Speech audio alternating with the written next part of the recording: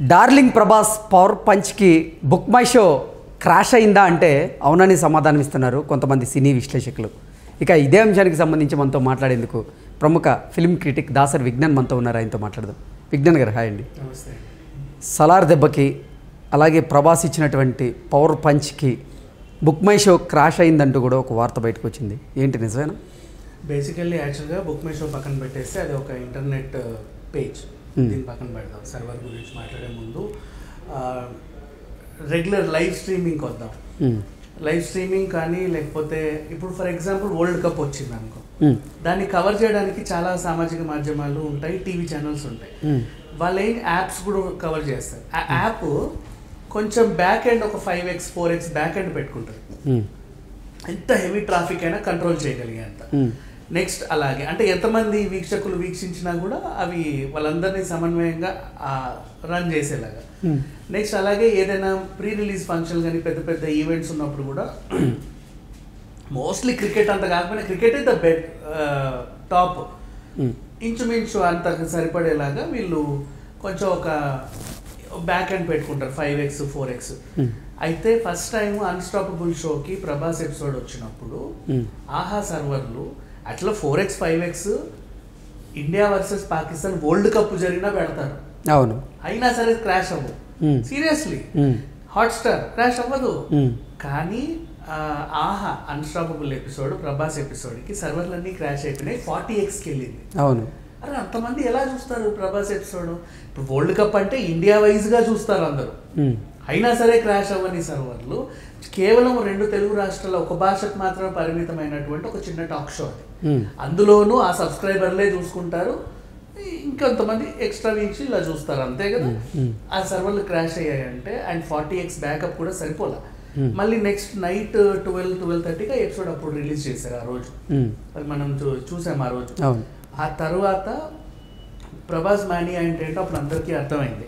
Next after a long time and మళ్ళీ ఆదిపురుష్ టైంకి ఏం జరిగింది, ఆల్మోస్ట్ 1,00,000 పైగా జనాలు వచ్చారు ఆ ప్రాంగణం అంతా. అండ్ ఎక్కడే కొంచెం హెలికాప్టర్లు వేసుకొచ్చి ఎక్కడెక్కడ ఆ రోజు తిరుపతి ఎయిర్పోర్టు బిజీ. తిరుపతికి ప్రతిసారి బ్రహ్మోత్సవాలు టైంలో కూడా రూములు గిములు అన్నీ దొరికేవి, ట్రాఫిక్ ఎక్కువ ఉండేది కాదు. ఆదిపురుష్ ప్రభాస్ ఈవెంట్కి తిరుపతి మొత్తం అల్లకల్లోలం అయిపోయింది ఆ రోజు. నెక్స్ట్ అది కూడా చూసాం మనం. అంటే ప్రభాస్ మానియా మళ్ళీ మనకి గుర్తొచ్చింది. ఆ తర్వాత ఇప్పుడు రీసెంట్లీ ఇప్పుడు సలార్ ఆఫ్టర్ మెనీ డిజాస్టర్స్ తర్వాత సలార్ రిలీజ్ అవుతుంది ప్రభాస్ కెరీర్లో. కాకపోతే సలార్ గురించి మాట్లాడుకుంటే బుక్ మై షో సర్వర్లే పనిచేయట్లా. దీనివల్ల డంకీ వాళ్ళు బాధపడుతున్నారు, నా బుక్ మై షో ఏదో అయిపోయింది, మేము ఎట్లా బతకాలి అని చెప్పేసి. రేపు తెల్లారితే డంకీ ఉంది. సలార్ వర్సెస్ డంకీ అని చాలా మంది అన్నప్పటికీ థియేటర్లు దొరుకుతాయో లేదో పక్కన పెట్టేస్తే అసలు టికెట్లు దొరకాలి కదా ఫస్ట్, అడ్వాన్స్ బుకింగ్ రావట్లా. And next book my show ఎలా క్రాష్ అయింది అంటే దీన్ని ఒక రికార్డ్లా చెప్పుకుంటున్నారు. ఎందుకు చెప్పనా, డంకీకి కానీ ఏ సినిమాకైనా సరే మనం బయటకు వెళ్తే రిలీజ్ టైంలో థియేటర్ల ముందు పోస్టర్లు ఉంటాయి, బస్సులకి హోర్డింగ్ అవి ఉంటాయి, అడ్వర్టైజ్మెంట్లు, బస్ బ్యాగ్లు, ఆటో బ్యాగ్స్, హోర్డింగ్స్. ఎక్కడ చూసినా ఖైరతా బస్ సెంటర్, లా సెంటర్ ఎక్కడ చూసినా హోర్డింగ్లు ఉంటాయి, రోడ్ మీద పోస్టర్లు ఉంటాయి, బస్ స్టాప్ల మీద కూడా ఉంటాయి. సలార్కి ఒక పోస్టర్ పెట్టాల, ఒక హోర్డింగ్ వేయాల, అండ్ నెక్స్ట్ ఒక బస్ మీద చెప్పాల, ప్రీ రిలీజ్ ఈవెంట్ జరగల, ఒక సాంగ్ ఈవెంట్ చేయాల, ప్రెస్ మీట్ పెట్టాల, అండ్ నెక్స్ట్ ఏ ఈవెంట్ చేయాల, వాళ్ళు ప్రమోషనల్ పార్ట్గా ఏ ఒక ఈవెంట్ చేయాల. అండ్ టీం ఎవరికి ఇంటర్వ్యూలు ఇవ్వాలి, జస్ట్ నేను ఒక్కటే ఒక ఇంటర్వ్యూ రాజమౌళి అది ఒక్కటే బయటకు వచ్చింది, నీల్, ప్రభాస్ అండ్ మన పృథ్వీరాజ్, అంతేగా. ఇంకా అంతకు మించి ఇంకా ఏమి బయటికి రాలి. అది కూడా వాళ్ళు ఏదో సరదాగా తీసుకొని రిలీజ్ చేసినట్టే ఉంది. కానీ మూవీ ప్రమోషనల్కి పక్కన పెట్టేస్తే అంటే ఎవరికీ తెలీదు ఆ సినిమా వస్తుందని. Until and unless smart phone ఉన్న వాళ్ళకి తప్పితే, ఇళ్లలో టీవీలు ఉన్న వాళ్ళకి తప్పితే మిగతా వాళ్ళకి తెలియదు సలార్ అనే సినిమా ఉంది వస్తుందని. వాళ్ళకి ఇట్లా పోస్టర్ చూడడానికి కూడా లేవు కదా. అయినప్పటికీ కూడా ఇందాక ఆహా example with world cup compare చేసినట్టుగా మిగతా సినిమాలతో కంపేర్ చేస్తే సలార్కి బుక్ మై షో సర్వర్లు క్రాష్ అయిపోయాయి. So try to understand Prabhas mania అనేది అసలు ఎట్లా కొనసాగుతుంది అనేది. అండ్ ఇప్పుడు చూసుకుంటే ప్రీ రిలీజ్ బిజినెస్ మొన్నటి దాకా బెంగళూరులో ఇన్ని టికెట్లు అమ్ముడుపోయాయి, ఓవర్సీస్లో ఇన్ని టికెట్లు అమ్ముడుపోయాయి, ఇట్లా చెప్తున్నారు కదా. ఇప్పుడు కూడా చూడు బుక్ మై షోలో మొత్తం 4 o'clock బెనిఫిట్ షోస్ అన్నీ కూడా ఫుల్.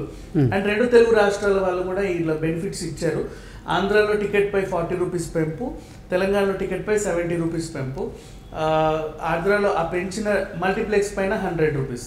సో ఆ డిఫరెంట్ వేరియేషన్తో చూస్తే ఆంధ్రాలో సింగిల్ స్క్రీన్లో 165 రూపీస్ అండ్ మల్టీప్లెక్స్లో 250 వస్తుంది, 255. అలాగే తెలంగాణలో చూస్తే సింగిల్ స్క్రీన్లో 253 రూపీస్, మల్టీప్లెక్స్లో 430 మల్టీప్లెక్స్లో అంత వస్తుంది వేరియేషన్. ఇప్పుడు రిలీజ్ అయింది. పైగా బెనిఫిట్ షోస్కి కూడా అనుమతి ఇచ్చారు, 4 గంటల నుంచి షో చేసుకోండి అని. ఆల్మోస్ట్ అన్నీ ఫుల్ అయిపోయాయి. ఎవరు ఒక్క టికెట్ బుక్ చేద్దామన్నా సరే దొరకట్లా, మొత్తం క్రాష్. మరి ఆ టికెట్లన్నీ ఎవరు బుక్ చేశారు, ఎక్కడి నుంచి చూస్తున్నారు అనేది. అంటే కొంతమంది అసలు థియేటర్లకు సంబంధించినటువంటి యాజమాన్యాలే ఆ టికెట్లను బ్లాక్ చేసి బ్లాక్లో అమ్ముకుంటున్నారు అంటూ కూడా కొన్ని ఆరోపణలు వస్తున్నాయి. కొన్ని వార్తలు ఇప్పుడు సోషల్ మీడియాని షేక్ చేస్తున్నాయి. ఏంటి నిజంగా టికెట్లకు అంటే థియేటర్లకు సంబంధించినటువంటి యాజమాన్యాలు టికెట్లను బ్లాక్ చేసి బ్లాక్లో అమ్ముకుంటున్నాయా అంటే ఏం చేస్తారు? ఇంకొకటి చెప్పనా, ఒకప్పుడు సిచ్యువేషన్ ఏంటంటే ఆన్లైన్ ఇది లేనప్పుడు లైన్ సిస్టమ్ ఉన్నప్పుడు కరెక్ట్గా వెళ్ళేసరికి హౌస్ఫుల్ బోర్డు పడేటప్పుడు బ్లాక్లలో కొంటారు కదా. ఆ బయట ఎవడో ఒకడు గేట్ దగ్గర చెట్టు కింద అమ్ముతాడు, తెలుసు వాళ్ళందరికీ. కానీ ఇప్పుడున్న సిచ్యువేషన్ ఏంటంటే ప్రతి ఒక్కరికి ఫ్యాన్స్ ఉన్నారు. అండ్ ఈ ఫ్యాన్స్ ఇంకో ఫ్యాన్స్ తో కంపేర్ చేసి కొట్లాడుకునే రేంజ్ ఇది. మా హీరో గొప్ప అని. అట్లాంటి టైంలో నిజంగా ఇట్లాంటి ఒక ఇన్సిడెంట్ థియేటర్ బయట ఎవడో బ్లాక్ టికెట్లు అమ్ముకుంటున్నాడు అంటే, బ్లాక్ టికెట్లు అమ్ముకోవడం అంటే థియేటర్ బయట కాదు, ఫ్యాన్స్ కి సంబంధించినటువంటి అసోసియేషన్ ఉంటాయి, ఆ అసోసియేషన్స్ మొత్తానికి వాళ్ళు బల్క్ ఇవ్వడం. అదే చెప్తున్నా. సో నిజంగా ఒకవేళ బ్లాక్ టికెట్లే చెట్టు కింద పుట్ట కింద థియేటర్ దగ్గర అమ్మితే 100% సోషల్ మీడియాలో వైరల్ చేస్తారు, ఎవడో ఒకరు దాన్ని చేస్తాడు, ఆ థియేటర్ కూడా మూవించేస్తాడు. అంత భయం అందరికీ ఉంది. కాబట్టి 100% ఈ మధ్య కాలంలో ఎక్కడా కూడా బ్లాక్ టికెట్స్ అమ్ముడు పోవట్లేదు. కాకపోతే బ్లాక్ సిస్టమ్ నడుస్తుంది. ఇదేంటంటే black system, it's not a black system. వీళ్ళు ఏం చేస్తారంటే ఒక అభిమానిగానే ఎవరైనా, ఇప్పుడు నిన్న సిద్ధార్థ హీరో, నిఖిల్ వీళ్ళంతా కూడా అప్పట్లో ఆదిపురుషు కూడా సినిమా టికెట్లు 1000 టికెట్లు కొని పంచడం, 50,000 టికెట్లు కొని పంచడం జరిగిందా? సేమ్ అలాగే ప్రభాస్ అభిమానులు ఏం చేస్తున్నారంటే ఒక్కడే అభిమానుడు వీర లెవెల్లో 500 టికెట్లు కొని, లేకపోతే థియేటర్లో ఒక రో మొత్తం కొని, ఇంకెవడో ఎన్నో కొని అమ్ముతున్నారు. అంటే అమ్మడం కాదు, వాళ్ళ ఫ్యాన్స్కి ఇస్తున్నారు. ఇన్ కేసు వాళ్ళు అమ్మినా నష్టం లేదు, అది వాళ్ళ పర్సనల్ వ్యవహారం. అది ఎవరైనా చేయలేదు, అది గ్యాంబ్లింగ్ కిందకి వచ్చినా రాకుండా అది వాళ్ళ పర్సనల్ వ్యవహారం. అది బట్ ఇట్లా బ్లాక్ చేసేసరికి బుక్ మై షోలో మిగతా వాళ్ళకి ఎవరికి కూడా టికెట్స్ దొరకట్లా. ఓవరాల్ జరిగింది. అండ్ హీరో నిఖిల్ నిన్న అనౌన్స్ చేసింది 300 టికెట్స్ బయట వాళ్ళకి పంచుతున్నా సలార్. ఆల్మోస్ట్ అట్లా చాలా మంది అభిమానులు ఉంటారు, ఇస్తారు, ఇచ్చేవాళ్ళు ఉంటారు. ఫస్ట్ డే మా అన్న షోని 10 మందికి చూపించాలని చెప్పేసి రక్తం చెందించే ఫ్యాన్స్ ఉంటారు. హెలికాప్టర్లు వేసుకుని వస్తున్నారు, హెలికాప్టర్లతో సలార్కి సలాం పెట్టారు తెలుసా, సలాం టు సలార్ హెలికాప్టర్లతో. అట్లా అంతుంది ప్రభాస్ మీద అభిమానం. కాబట్టి ఆ హెలికాప్టర్లు ఒక రేంజ్ మనకు చూసుకుంటే, కానీ ఇది జస్ట్ వాళ్ళకి ఒక టికెట్, ఒక రో, పెద్ద విషయమేం కాదు. ఇంకా చెప్పాలంటే బుక్ మై షో కూడా వాళ్ళని టికెట్లు బుక్ చేయాలంటే చాలా కష్టపడాలి. వై? బికాస్ మినిమం 6-7 అంతవరకే ఇస్తుంది అది. సైకిల్, బండి, ఆటో, కారు పెట్టేసి 6 చేశాక మళ్ళీ 6 చేసుకోవాలి, 6 చేశాక మళ్ళీ 6 చేసుకోవాలి. ఈయన ఇంకో 6 చేసే లోపు మిగతా వాళ్ళకి కూడా దొరుకుతాయి. అట్లా ఒకేసారి అందరు 6 చేస్తా ఎగబడేసరికి క్రాష్ అయింది. ఇది జరిగింది.